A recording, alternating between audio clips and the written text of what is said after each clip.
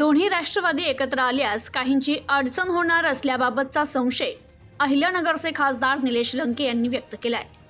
सुनेत्र पवार यांचा नुकताच उपमुख्यमंत्री पदाचा शपथविधी पार पडला आणि त्यानंतर राज्याच्या राजकारणात मोठ्या हालचालींना सुरुवात झाली।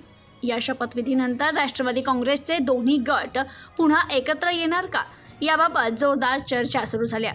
याच पार्श्वभूमीवर राष्ट्रवादी काँग्रेसच्या एकत्रीकरणाबाबत अहिल्यानगरचे खासदार निलेश लंके यांनी आपली भूमिका स्पष्ट शब्दात मांडली आहे। पवार कुटुंबाशी तुमचं एक जिव्हाळ्याचं नातं आहे, मग राष्ट्रवादीचे दोन्ही घटक एकत्र यायला हवे का असा प्रश्न विचारला असता खासदार निलेश लंके यांनी म्हटलंय, हे कुटुंबच असतं।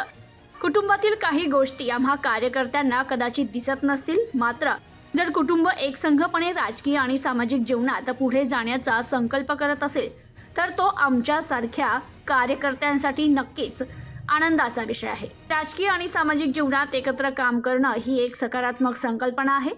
राष्ट्रवादी काँग्रेसचे दोन्ही गट एकत्र आले तर त्याचा फायदा थेट कार्यकर्त्यांपर्यंत पोहोचेल। दरम्यान दोन्ही राष्ट्रवादी एकत्र येण्याबाबत काही नेत्यांमध्ये असलेल्या अस्वस्थतेकडे लक्ष वेधत निलेश लंके म्हणाले, राजकारणात प्रत्येकाला आपल्या अस्तित्वाची भीती वाटत असते। काही नेत्यांना असं वाटतं की पक्ष एकत्र आल्यास आपलं अस्तित्व धोक्यात येईल। हीच भीती काही लोकांसाठी अडचणीची ठरू शकते। एकंदरीत राष्ट्रवादी काँग्रेसचे दोन्ही घटक एकत्र येण्याबाबत सकारात्मक संकेत असले तरी काही नेत्यांमध्ये मात्र असलेली अस्तित्वाची भीती हीच खरी अडचण ठरू शकते, असा स्पष्ट संशय देखील अहिल्यानगरचे खासदार निलेश लंके यांनी व्यक्त केलाय।